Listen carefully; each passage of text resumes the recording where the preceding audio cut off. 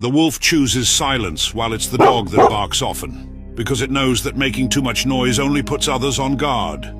The tiger doesn't need to mark its territory with a roar. It lets its footprints speak for themselves. The lion doesn't need to run the fastest, it just waits for the right moment to strike. A crocodile submerges quietly, waiting patiently for the moment to strike when its prey least expects it. The lion may stay silent before the weak, but it never backs down before an equal. An eagle doesn't see the tree blocking its path, it only sees the sky beyond. The eagle always chooses the highest peak to rest because from there it sees everything clearly.